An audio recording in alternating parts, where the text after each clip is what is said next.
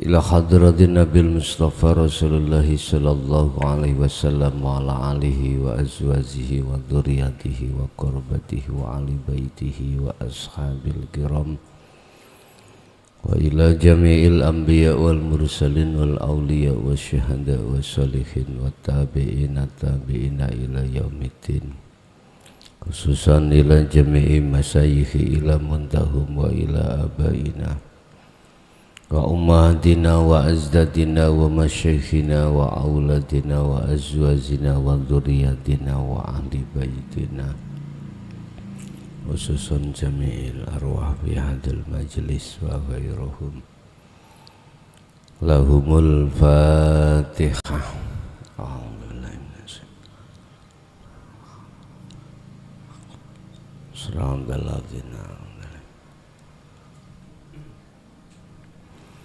Bismillahirrahmanirrahim. Alhamdulillahi rabbil alamin. Wa bihi nasta'inu ala umurid dunya waddin. Asyhadu an la ilaha illallah wa asyhadu anna Muhammadan abduhu wa rasuluh. Allahumma salli wa sallim wa barik alaihi wa ala alihi wa ashabihi ajma'in. Rabbi shrah li sadri wa yassir li amri wahlul 'uqdatam min lisani yafqahu qawli. Shadaqallahul azim. Amma ba'd.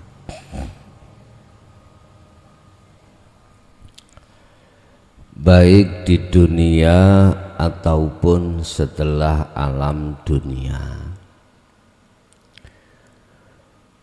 golongan manusia terutama khususnya ruhnya itu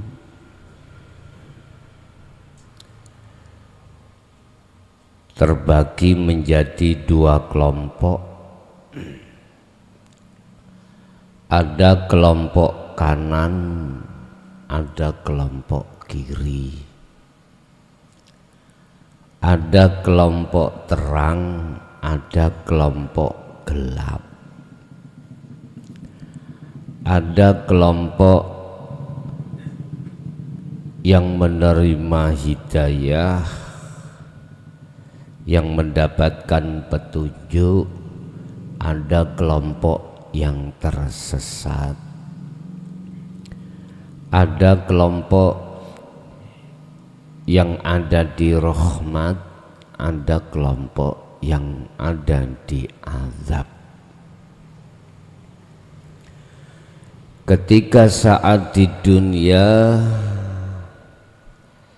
Anda susah untuk melihat mana di antara dua kelompok, sebab terkadang seakan-akan ini kelompok kanan tapi nyatanya kelompok kiri. Sebaliknya, terkadang kita menilai seseorang kelompok kiri, nyatanya itu ada di kelompok kanan. Mengapa susah ketika saat dunia kita menentukan di antara berapa kelompok? Karena kita melihat kebanyakan itu dari sisi jasmani, tidak melihat rohani. Padahal yang dimaksud dua kelompok itu saat di dunia ada di rohani. Ada seseorang itu kelihatan jasmani di mata manusia baik, tapi nyatanya di mata Allah rohaniahnya jelek. Juga sebaliknya, ada kalanya kelompok manusia di mata manusia itu seakan-akan kelompok yang jelek karena perilaku jasmani, tapi nyatanya dia kelompok yang baik atau kelompok di mata Allah ruhaniyahnya baik. Bapak Ibu,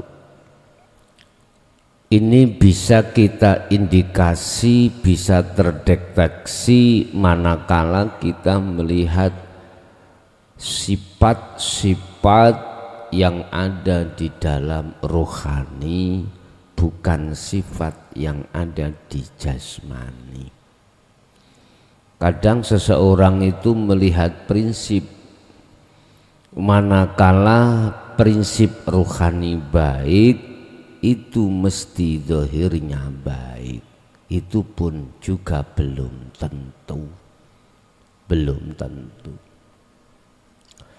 Lah, inilah yang kumaksud di dalam surat Al-An'am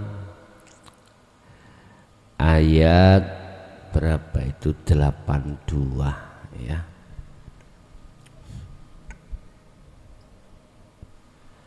Surat Al-An'am ayat 82,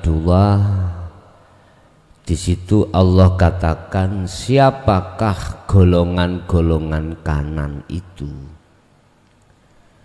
Golongan yang mendapat hidayah, golongan yang ada di rahmat, golongan yang disebut golongan yang terang, golongan yang disebut ruhaniyahnya itu aman.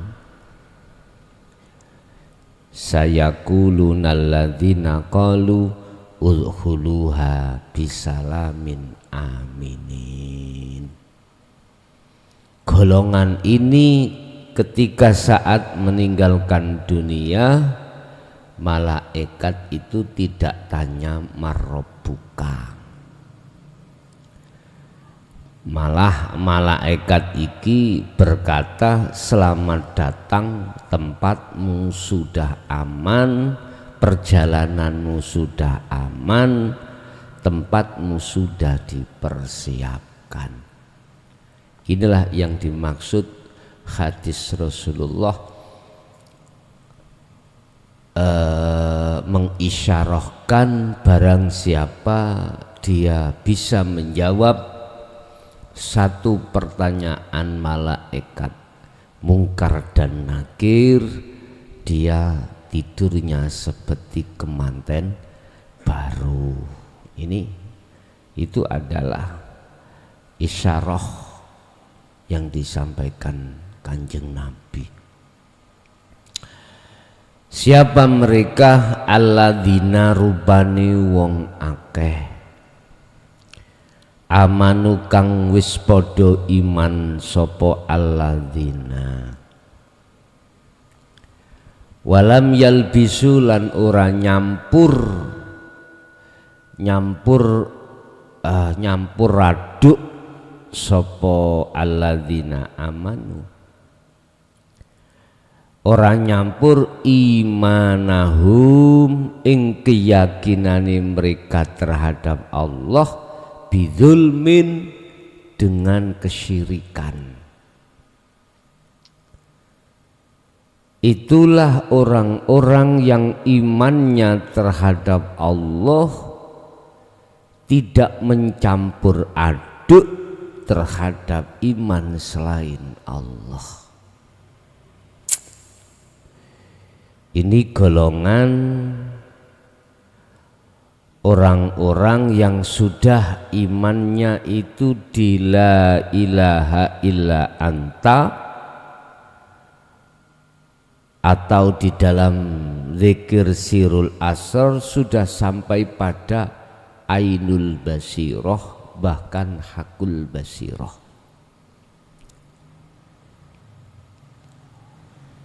Jadi nggak ada campuran di dalam hati seorang tersebut iman selain Allah, nggak ada. Ini di dunia loh ya, di dunia. Satu contoh. Tapi berat ini bagi mereka yang belum bisa ngontrol imannya di dalam ihsan, berat. Tapi kalau mereka sudah bisa ngontrol, ringan. Contoh. Di depan saya ada wedang jahe. Urusan jahe ini didek utawa ditutuk terserah. Sing penting ada aroma jahe.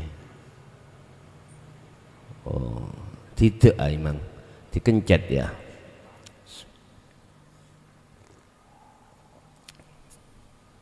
Aroma jahe keluar, saya minum. Niki kalau imannya itu sudah tidak ada campuran, mesti aroma yang muncul berupa gurih campur setengah pedes, itu tidak menuduh asalnya dari makhluk yaitu berupa jahe, enggak ada. Justru di dalam hati ini bergelora datangnya aroma itu hanyalah dari Allah. Ini iman yang lam yalbisu, iman yang sudah tidak ada campuran bidzulmin dengan kesyirikan, enggak ada. Walaupun secara zahir ditanya temannya, aroma apa itu? Lesan ngomong jahe, datangi. Tapi ruhaniyah sampai tetap mengatakan Allah. Ini lam yalbisu. Ya, sudah tidak mencampur aduk imana mereka bidzulmin dengan kesyirikan, nggak ada. Ini sejarah ketika saat beliau Nabiullah Ibrahim ikut ditanya terhadap Raja Namrud. Ketika saat beliau memenggal seluruh berhala-berhala dan ditinggalkanlah berhala satu yang paling besar, terus beliau kalungkan kapak itu pada berhala yang besar. Ketika ditanya beliau, betulkah kau Ibrahim yang memenggal seluruh kepala berhala-berhalaku, Tuhanku? Kak ngomong berhala, Tuhanku gitu. Raja Namrud ini ngomong Tuhanku bukan berhalaku. Pertama jawabannya bukan. Yang memenggal itu adalah itu yang paling besar. Lah kapaknya di bawah si yang paling besar. Sempat pada saat itu Raja Namrud nggak percaya, karena logikanya dia mengatakan mana mungkin yang namanya patung ini bisa memenggal, nggak mungkin. Ini yang ditunggu-tunggu Nabi Ibrahim ketika berdialog, ini yang ditunggu-tunggu. Akhirnya dengan bahasa manteknya beliau Nabi Ibrahim berkata, "Loh, kamu sudah tahu kalau patung ini nggak bisa apa-apa, kok sembah? Kok jadikan sesembahamu, kok jadikan Tuhan?" Argumentasinya kalah, Raja Namrud kalah. Karena beliau Nabi Ibrahim tidak hanya secara bahasa umum, tapi dia juga memakai bahasa balagha mantek.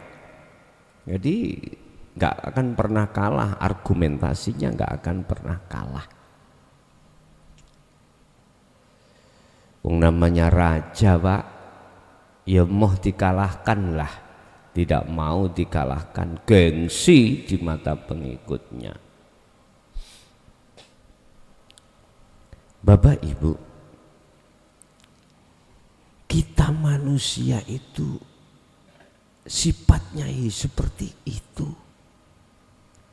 seperti patung itu tadi. Dalilnya la haula wala quwata, jelas ini. Tapi masih banyak seseorang itu menyembah patung, memuja patung, masih banyak. Imannya, rohaniyahnya itu iman terhadap selain Allah yang sesungguhnya. Imannya dia itu kebanyakan iman terhadap selain Allah yang sebenarnya. Iman terhadap makhluk, berarti patung. Oleh karena banyak di antara golongan kiri tidak melihat tentang haula quwata itu illa billah, tidak bisa melihat illa billahnya, tidak bisa melihat billahnya, maka menuduh bahwasanya haula dan quwata itu jatuhnya terhadap makhluk. Ini persoalannya.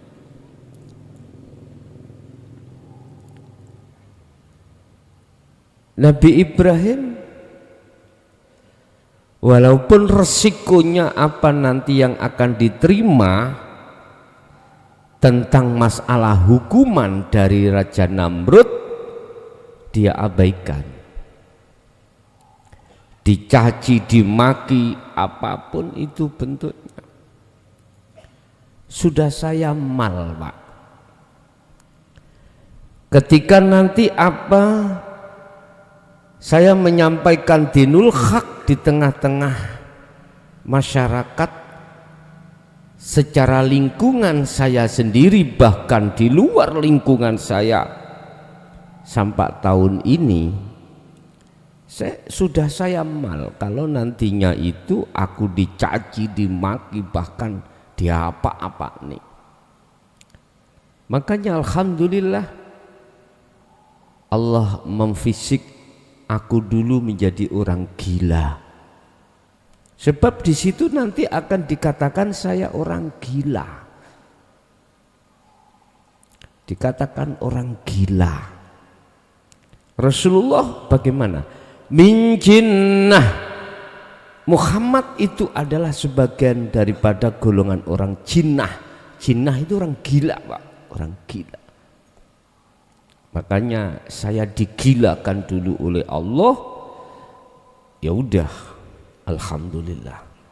Jadi itu proses. Nanti akan menghadapi komentar-komentar yang sangat miring, sehingga tidak menjadikan terpengaruh hati saya terhadap cacian dan makian seperti itu. Artinya jalan terus walaupun dicaci dan dimaki. Ada Pak iman sing Allah wis mandek kae ngapo ngereken orang lain, bah kui tersesat, bah enggak, terserah, yang penting aku dan keluargaku tidak. Itu Nabi Yunus ya. Nabi Yunus tinggalkan itu kaumnya ditinggalkan karena kaumnya itu mencaci dan memaki terhadap Yunus, bahkan terhadap ajaran Yunus. Yunus tinggalkan sambil gerutu dalam hatinya, ya Allah, hukumlah kaum yang mencaci ajaranmu yang hak ini ya Allah. Aku tak keluar dari kaum itu, hukumlah mereka dengan cara jenengan. apa? Kaumnya dihukum dengan apa? Hujan ya. Hujan topan itu yang sangat dingin, bahkan menjadi mati makhluk-makhluk di kaum saking dinginnya. Yunus keluar dari kaum sambil gerutu, diuntalikan dia. Des. Ya sudah. Sebetulnya itu adalah sejarah yang mengandung pengertian, adalah wajibnya kita khalwat masuk di dalam perut ikan, berzuhud untuk nyatakan isi daripada la ilaha illa anta subhanaka inni kuntu minadz zalimin. Dengan begitu sampailah pada la ilaha illa ana. Begitu Pak. Dah. Seseorang yang tidak mencampur adukkan imannya terhadap Allah terhadap iman selain Allah, berarti wayah Anda minum wedang jahe itu mengarahkan wajah ruhmu terhadap wajah Allah di jahe tadi. Jadi di dalam dan di luar zona jahe itulah ada hidup, ada nyatanya Allah yang disebut hidup, yang hidup bukan sifat itu. Dah. Ulaika utawi mengkunu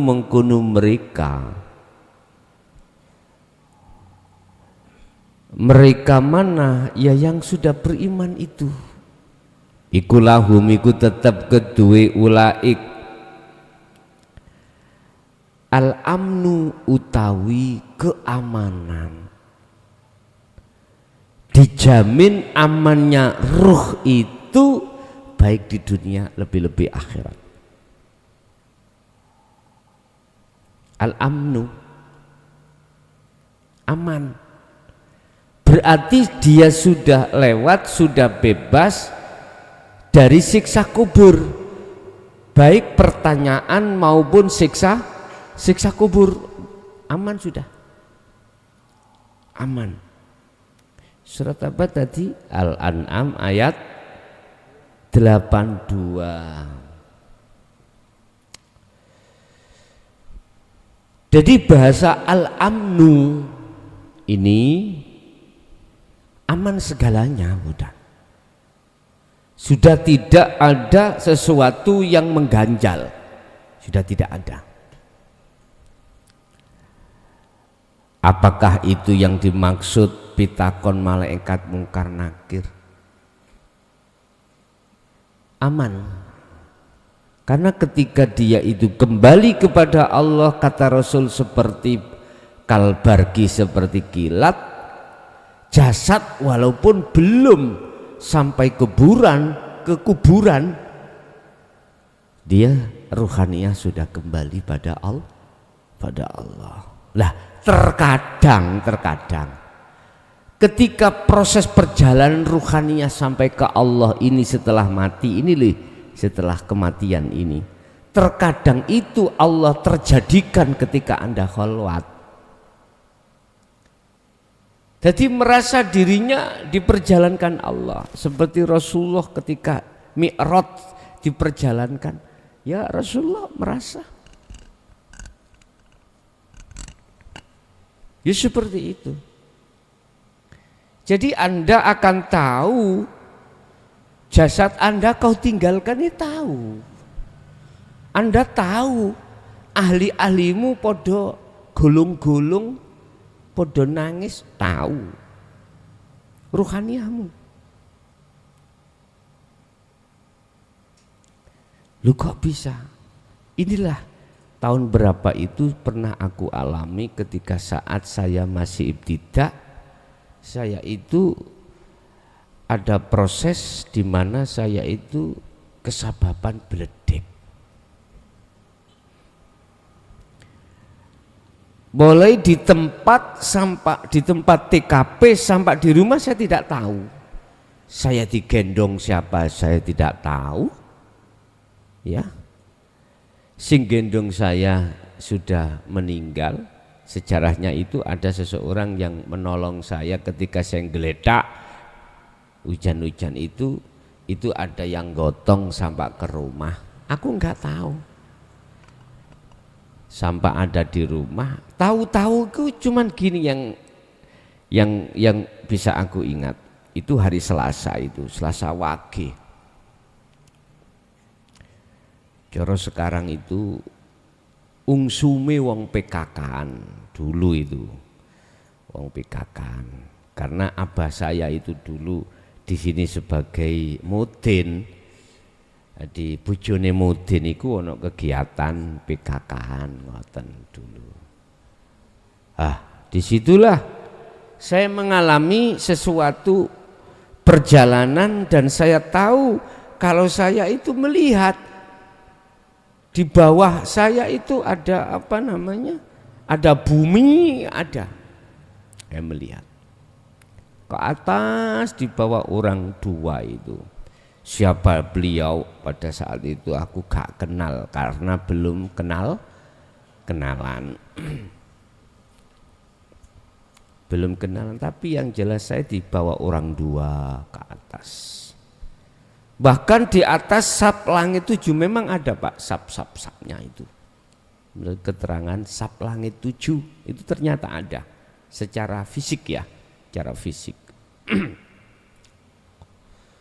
Lah disitulah yang kurasakan kenyamanan. Enggak butuh makan. Dulu itu makan favorit pada saat tahun segitu jangan bung, pecelan tempe. Jangan bung, segone sego jagung, berasi kathah. Oh wong sugih iku. Nek wong gak duwe iku sego jagung campur empok, beras iku sak dumil ngene. Putihe niku lho ketok blentong-blentong. Terus iwak asin mangane pas udan-udan. Nah.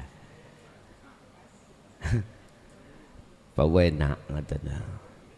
Nah, di situ ada suara yang ku dengar sehingga orang dua ini berhenti. Siapa itu suaranya saya juga tidak kenal sebab aku belum kenalan. Aku juga enggak ngomong, enggak tanya orang dua ini jenengan siapa, enggak tanya. Pokoknya aku merasa nyaman bersama orang dua itu. Nyaman. Wajahnya gak kayak raimu elek-elek ngono enggak. Wis pokoke wajahku nek disawang ngangeni. Estu kuangen, kangen siapapun jenengan mesti kangen. Ketemu pisan ngene mesti kangen. Berhubung belum kenalan jadi yo gak tahu siapa diri. Ada suara yang berbunyi, kembalikan, dia besok ada tugas. Lah, orang dua langsung berhenti. Akhirnya turun. Lah, inilah bisa terjadi pada diri Anda ketika Anda itu khalwat memfungsikan su'aul basyirah ke ainul basyirah. Terkadang Anda dijalankan Allah seperti ini. Pada saat itu gak ketemu siapa-siapa, balas enggak. Yang katanya ada alam malakut, alam jabarut, alam lahut, belas ra ketemu. Aku cuman yang ku rasakan orang dua itu membawa saya mulai bumi sab langit 1, 2, 3, 7 langsung ada suara seperti itu. Lah begitu ada suara itu langsung mereka berdua berhenti dan turun lagi. Sekejap itu juga aku bangun. Sekejap itu aku bangun. Ternyata ketika aku bangun melihat kakiku ada 2 botol. Di kaki saya botol kecap dulu itu beling, Pak. Kecap, botol kecap ya. Entah itu tahun berapa aku lupa. Botol kecap itu dulu itu enggak ada, botol kecap plastik enggak ada. Botol kecap itu beling dulu itu. Itu dikasih mbok air panas terus diletakkan di kaki, telapak kaki 2 ini. Terasa panas. Begitulah Pak perjalanan jenengan ketika saat khalwat, biasanya itu secara khos Anda bisa diterjadikan seperti itu. Lah, banyak di antara golongan amanu yang melakukan fungsi dzikir sirul asrar di khalwat secara khos ketakutan. Gak usah takut. Besok nanti jenengan ketika saat sakaratul maut ya seperti itu. Tidak ada alam yang gelap, tidak ada. Justru Anda akan merasa senang, terbebaskan ruh dari belenggunya jasmani. Kalau nggak percaya, suk jajalan Bali kui nek jarine gak enak. Enak Pak, wong mati ku Pak. Jari sapa gak enak? Kui didendeni, ditakut-takuti. Sakitnya seperti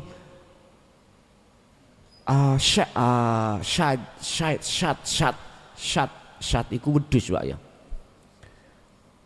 Syat iku wedhus seperti kambing ya. Hidup-hidup diseset kulitnya, ambal 1000 kali sakitnya. Benar memang iku sakiti ahli hijab, ahli syuhud nggak ada. Menyenangkan tanda nih. Jari ini sakit enggak terasa, enggak kerasa. Justru Anda posisi ketika saat dipisahkan ruhaniyahmu dengan jasmaniyamu oleh Allah, kui merasa bangga dan bahagia. Bahagia karena sudah bebas ruhaniyahmu itu dari belenggunya jasmaniyah. Manuk iki lho Pak, iki nek diculno luwih seneng tinimbang dikurung. Gak percaya culno seneng.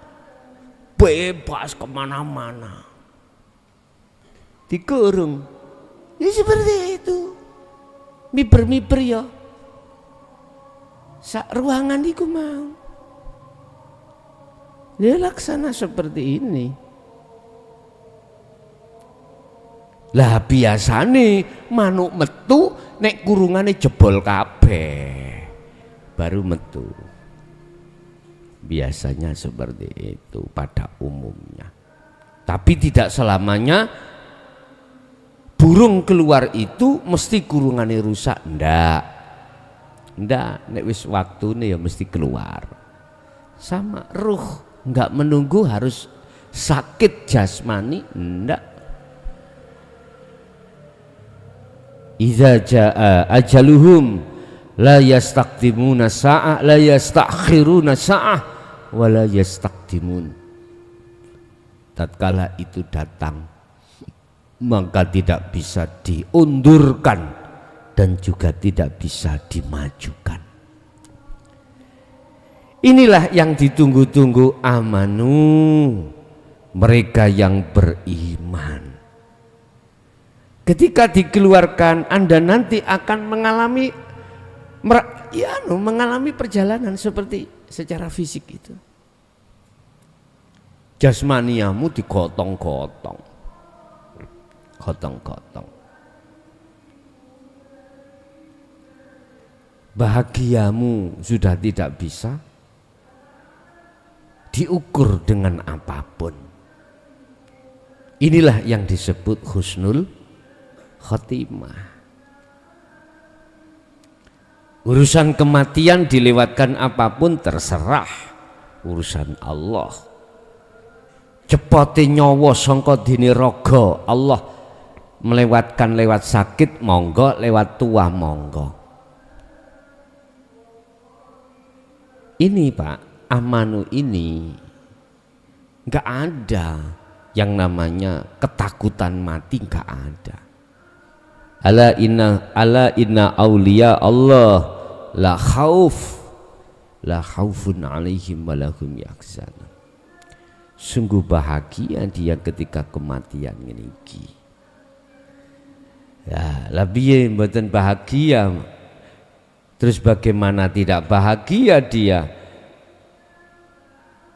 Anda sudah besoknya nggak mikir jasadmu makan apa, nggak mikir. Meni aku rokokan apa gak? Ya orang ngerti. Ya wis gak mikir isan. Saya nafakoi bojoku, istriku atau ndak, udah gak mikir, udah bebas Anda. Wong namanya bebas itu wis bebas sih apa toh Pak, bebas. Dan itu tidak jauh berbeda dengan orang yang ketika di penjara 4 tahun. Bagaimana saat detik-detik Anda bebas?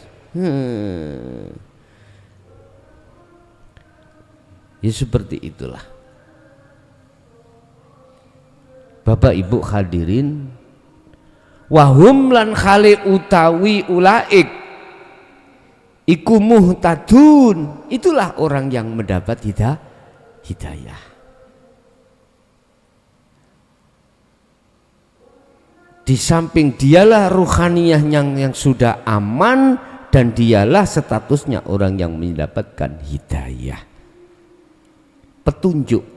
Berarti apa? Alam yang Anda alami itu gak gelap Pak, enggak, gak menakutkan yang diceritakan nanti kamu akan diparani oleh malaikat urung nggawa godoh. Tahu godoh nggih? Pemukul loh, gak iso jawab mak belang. Itu sebetulnya bagi ahli hijab, bukan ahli suhud. Memang gelap. Wa min waraihim barzakhun ila yaumi yub'atsun. Memang barzah itu khusus kanggo ahli hijab. Di belakangmu itu kau ditunggu oleh alam barzah, alam yang terdinding, yang memisahkan antara alam dunia dan alam akhirat. Berhubung Anda barzahnya di dunia sudah kau robohkan, dinding yang menutup ya, membentengi antara ruhaniyah dengan Allah sudah tiada, maka otomatis Anda tidak akan mengalami proses barzah lagi. Sesuatu yang membatasi antara alam dunia dan alam akhirat ini sudah tiada bagi dirimu. Sehingga walaupun secara jasmani kau ada di dunia, tapi ruhaniyahmu sudah di akhirat. Nah, mengapa ini saya kabarkan? Sebab dirimu biar tidak ada rasa takut. Artinya mereka-mereka yang beriman yang sudah tidak mencampur adukkan antara kemurnian iman terhadap Allah dengan kesyirikan, itu sudah tidak ada. Maka letak amannya ruhaniyah baik di dunia maupun setelah di akhirat, itulah golongan yang sudah tidak mencampur aduk antara iman dengan kemusyrikan. Dan itulah yang menjadi yang golongan wahum muhtadun, dikatakan golongan yang mendapatkan hidayah, petunjuk. Artinya petunjuk di dunia, hatimu klik ke Allah, setelah kematian petunjuk ruhaniyahmu kembali menuju dan bertemu Allah Subhanahu wa taala. Oke, itu apa yang bisa kami sampaikan pada kesempatan malam hari ini. Masuk pada sesi tanya jawab, kami persilahkan.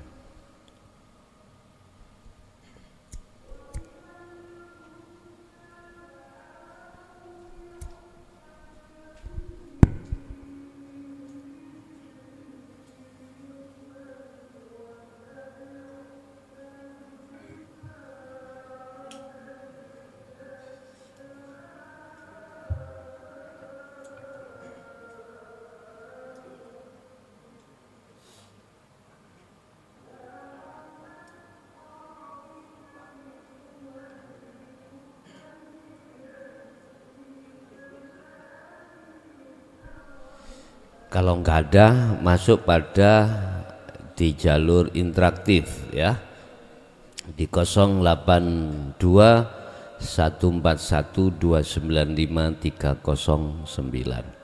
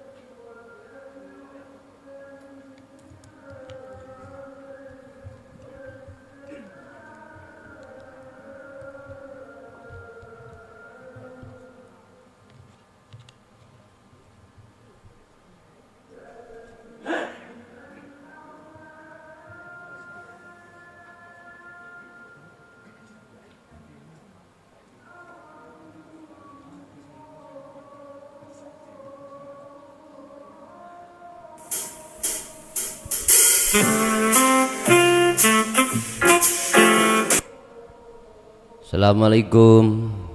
Waalaikumsalam Gus. Iya, dari mana Bapak? Ari dari Jakarta Gus, follower Gus. Iya, yang ditanyakan Bapak?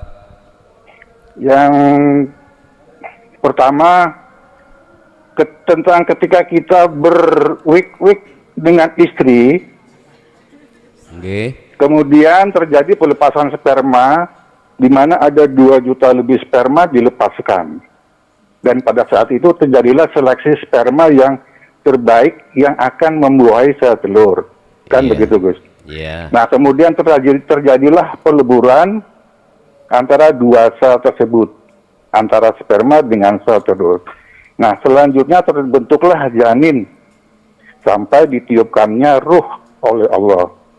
Dan pada saat itu juga di dalam sang ibu itu ada 2 kehidupan dan ada 2 ruh. Nah, yang saya tanyakan, kapan terbentuknya wujud laki-laki atau perempuan? Apakah wujud itu sudah ditakdirkan saat di kitab Lauh Mahfuz? Atau pada saat pembuahan sel telur? Ataukah pada saat Allah meniupkan ruh ke dalam janin bayi? Itu yang pertama Gus. Kemudian yang kedua tentang penamaan si jabang bayi. Nah, penamaan si jabang bayi ini kan bayinya ingin dikenal. Sebagaimana halnya Allah juga menciptakan makhluk ingin dikenal juga. Yang saya tanyakan makna dan rahasia secara hakikat tentang penamaan itu Gus. Penamaan bayi. Iya Gus, ya kita lah sebagai manusia oleh orang tua Gus, gitu Gus. Nah kemudian yang ketiga, bagaimana juga dengan weton seseorang dipandang dari sudut hakikat Gus. Weton. Saya kira itu Gus. Ya weton Gus. Saya kira itu Gus. 3 pertanyaan kami. Terima kasih Gus. Assalamualaikum. Waalaikumsalam warahmatullahi. Proses kejadian manusia dari seorang bopo lan biung. Pertanyaan pertama, jatuhnya laki dan perempuan itu di saat apa? Apakah ketika saat ruh ditiupkan itu, ataukah sebelum ruh itu ditiupkan? Itu yang pertama. Bapak Ibu, proses di dalam syariah itu sudah jelas terkait masalah apa kejadian manusia tersebut, tidak terlepaskan dari pembuaian sperma terhadap ovum.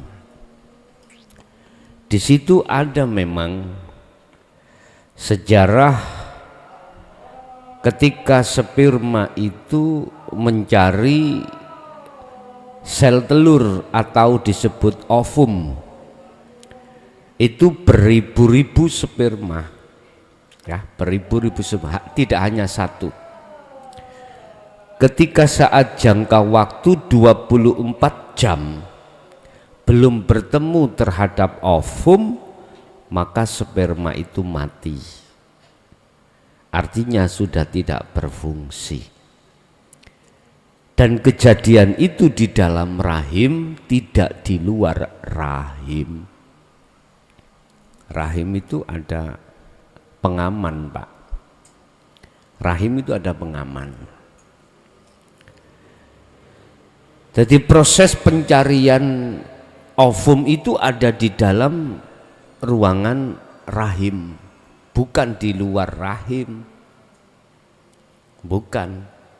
Makanya seseorang kadang-kadang itu kok lama nggak punya anak-anak, nggak punya anak, itu ada berbagai macam.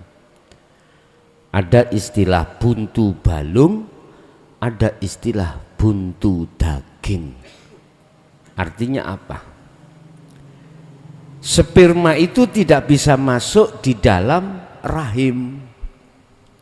Koyok-koyok masuk, tapi gak masuk karena ada selaput yang menghalangi di situ.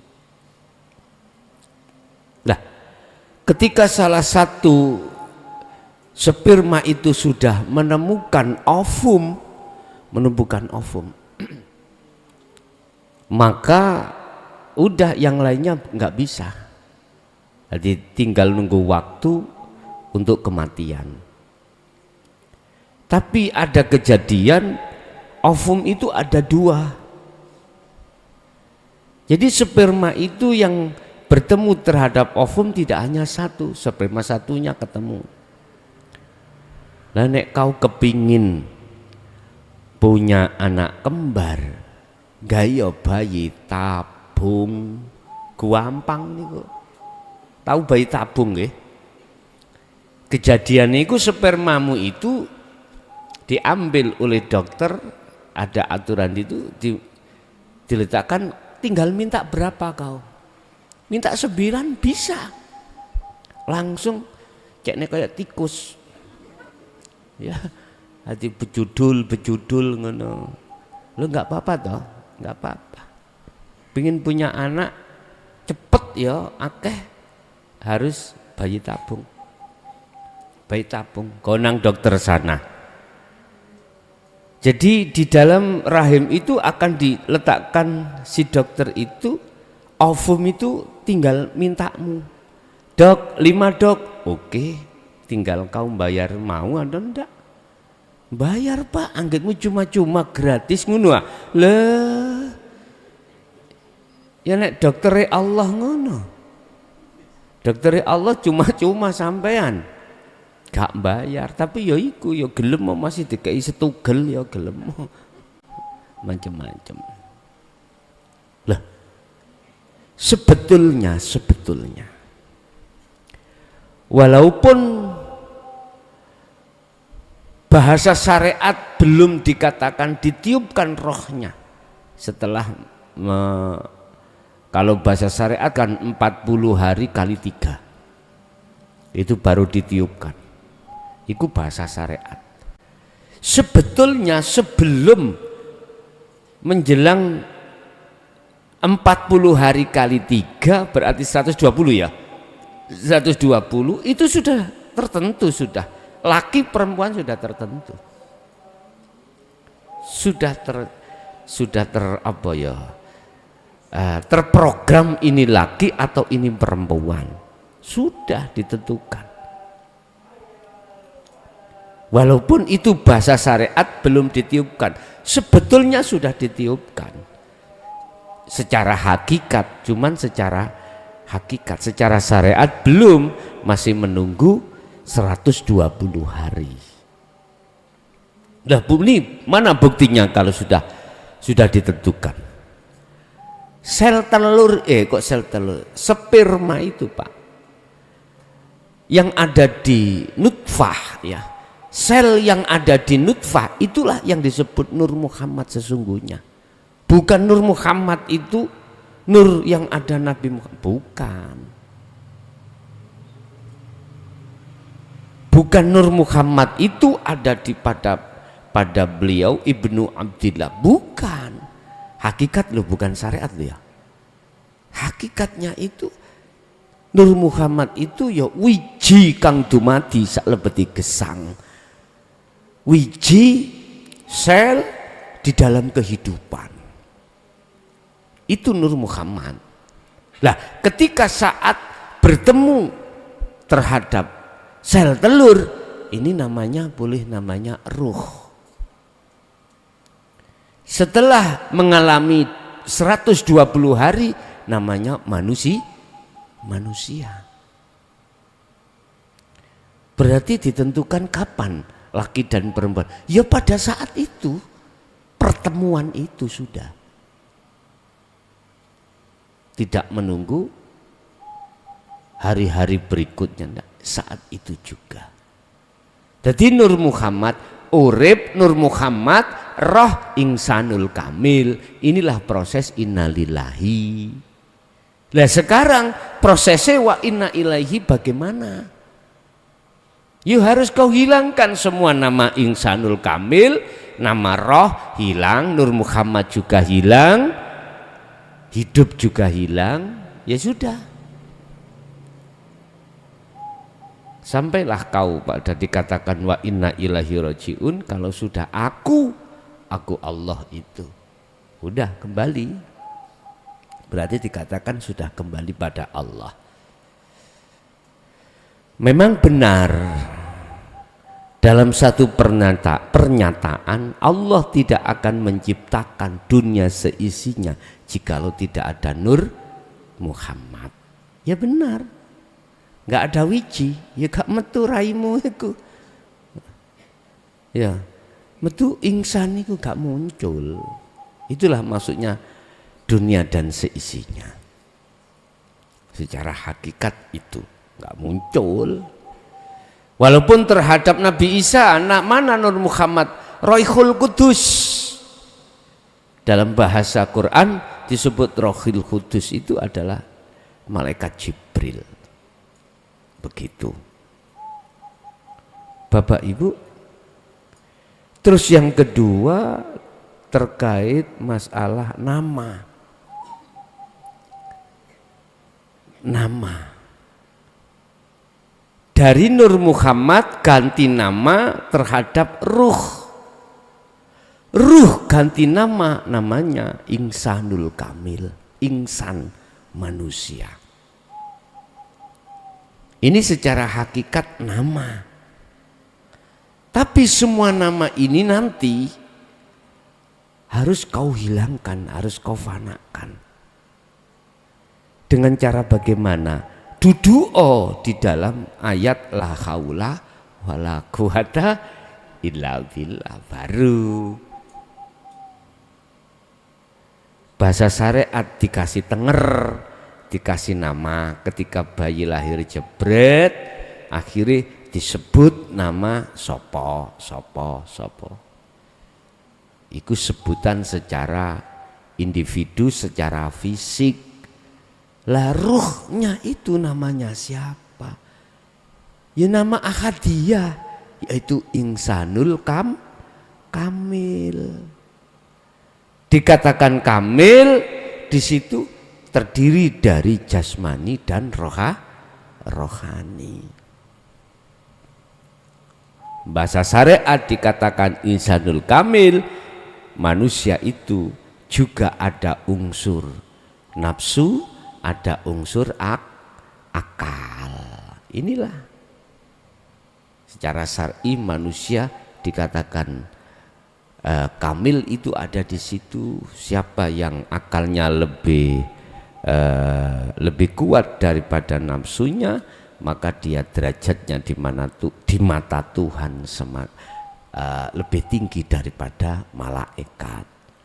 Siapa yang ruhaniyah dikuasai dengan nafsu, maka derajatnya lebih rendah daripada hayawan. Terus bab masalah weton, hari, memang Allah tidak ngawur meletakkan hari kelahiran itu, atau orang Jawa menyebut weton. Ada maksud tersendiri. Apa? Kefitraan.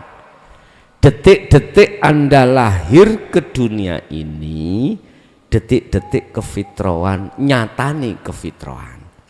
Dikatakan nyatane kefitraan, ruhaniyahmu itu belum tersentuh dan menyentuh terhadap selain Allah. Imannya itu adalah murni illa billah. Imannya hanya pada Allah. Nggak ada anak bayi itu ketika lahir selain menangis, nggak ada. Menangis. Mengapa menangis? Karena dia keluar dari alam yang tak terbatas menuju alam yang alam itu terbatas. Satu. Nomor dua, mengapa menangis? Karena dia khawatir, takut nanti aku mampu membawa amanah Allah apa ndak. Apa amanai? Tidak akan ada iman dalam diri kecuali hanya pada Allah. Makanya menangis. Lah, disitulah nanti kalau sudah akil balik, mulai sing lanang goleki wedokan, sing wedok ya padha dene, sama saja memeti. Dikandani wong tuane gak kenek, Pak. Kalah kadung tai kucing rasa coklat. Itulah tai kucing rasa coklat. No tai kucing prasaku pesing. Tapi kok yo omongane gomblo iku kok yo rasa coklat. Peribahasa. Nggih. Jadi mengandung apa pengertian weton? Kefitraan. Makanya Anda nanti kembalilah pada hari kefitrahamu. Kembalilah ke fitrah. Wa anibu ila rabbikum wa aslimu lahu min qabli ayyatiyakumul adzabu wa ma thumma la tunsaru. Kembalilah kau pada Tuhanmu. Ini waktu weton-wetonmu, kembalilah. Itu pengertiannya adalah kefitraan.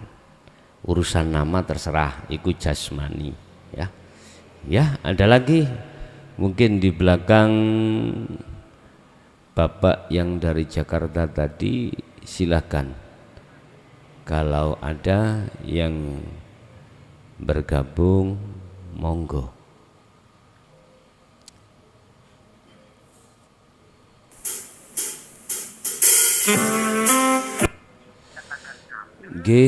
Assalamualaikum. Waalaikumsalam. Ya, dari mana Bapak?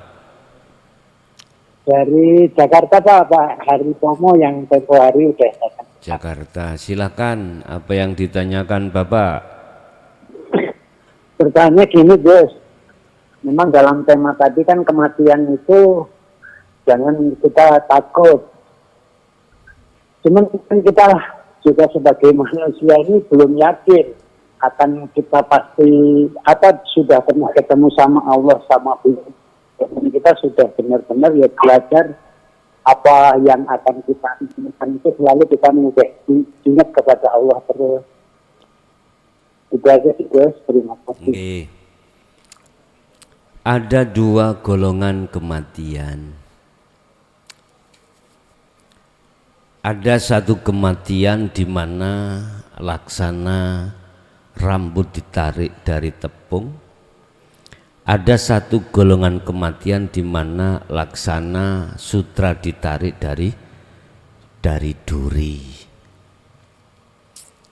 Tatkala kita di dunia itu mengapa belum yakin kalau kematian iku nikmat? Sering-seringlah kau tidur. Sering-seringlah kau tidur, karena tidur itu melatih kematian. Enak Pak. Beda loh dengan tidurnya orang yang dikejar-kejar utang. Wah, jenggiratan kan? Ya. Aku pernah tidur itu ngalami tidur dikejar-kejar polisi. Waktu menjadi DPO, makan tak nyaman, tidur tak nyenyak, makan tak enak. Wis, laksana seperti itulah. Lah, tatkala kita masih belum yakin kalau kita nanti kematian itu enak, nikmat dan menyenangkan, kita belum ada keyakinan. Berarti iman kita itu masih keselilitan syirik. Tahu keselilitan Mbak? Apa ya bahasa keselilitan ini? Teringgapi masih ada syirik di dalam hati kita.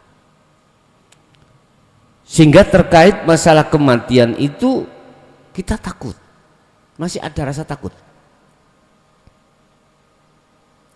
Masih ada rasa takut.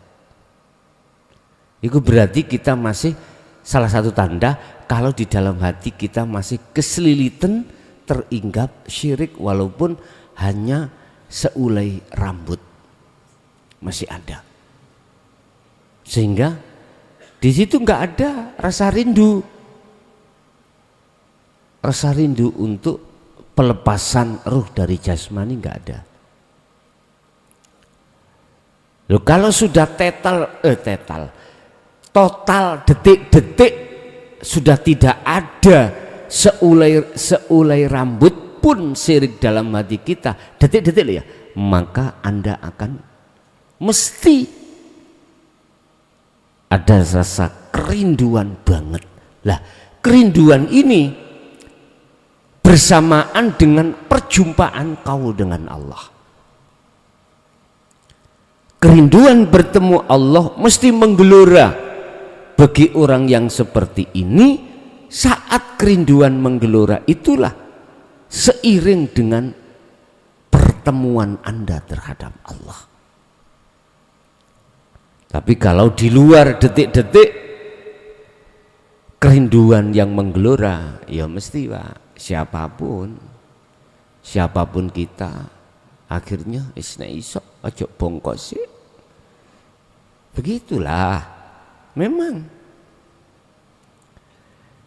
Tapi kalau itu selalu jumpa dengan Allah, aku yakin hanya satu yang selama ini kau tunggu-tunggu adalah kematian. Dan ini mesti terjadi. Entah kapan itu terjadi, yang jelas mesti terjadi.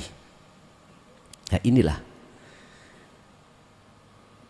yang melanda di dalam hati para kekasih Allah di situ. Tapi bukan berarti dia itu cari-cari kematian. Anda jane gampang nyari kematian itu. Sendaplang kok rilis sepur wis budal lah ngoten Pak nggih. Budal. Gak seperti itu kekasih Allah. Walaupun dia yang ditunggu-tunggu hanya satu kematian, tapi bukan berarti mencari kematian. Gampang Pak sebetulnya itu kalau kematian secara syariat mudah saja, nggak melibatkan orang lain, nggak usah, hanya bondo 10.000 bisa. Tuku anduk leken anduk iku bongkon. Iya, leken anduk kuwi. Allah ya kali. Sudah nggak ada yang diproses manusia yang lain, nggak ada. Jangan cari-cari kematian, nggo sepeda motor nang embong no mabrak truk. Sakno lah rek. Nek pancen golek kematian, anduk untalen. Wis engko ae. Jadi Bapak yang ada di Jakarta, tatkala masih ada rasa takut dengan hal itu, berarti tertanda kita di luar zona kerinduan berjumpa pada Allah. Sebetulnya itu kalau Anda sudah memang tahu, sudah menerima tentang dinul haq dan melaksanakan kholwatnya, mesti Anda ini mesti rindu berjumpa pada Allah. Berjumpa pada Allah yang kumaksud tidak harus secara fisik mati, tidak. Anda harus mematikan keakuanmu. Anda harus menjadi patung la haula wala quwata. Ini status kita harus masuk di situ. Begitu. Oke. Itu Bapak Ibu apa yang bisa kami sampaikan. Oleh karena habis ini ada kegiatan badminton, ya mohon maaf ya didik kerek mau sakon ngaji ya terus. Bangun jiwa ya tapi yang bangun raga ya iyalah ngoten lho. Sik kait ana kegiatan titik sak wulan tak cukup 3 dina gegeran ae.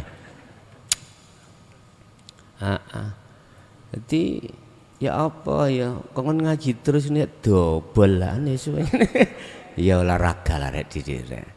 Ya jenengan cari. Nah, di situ kan disebutkan bangunlah jiwanya juga bangunlah badannya. Ngoten. Wis godho gedang godho telo ditudang padha krasa. Kurang lebihnya mohon maaf. Akhirul kalam. Assalamualaikum warahmatullahi wabarakatuh.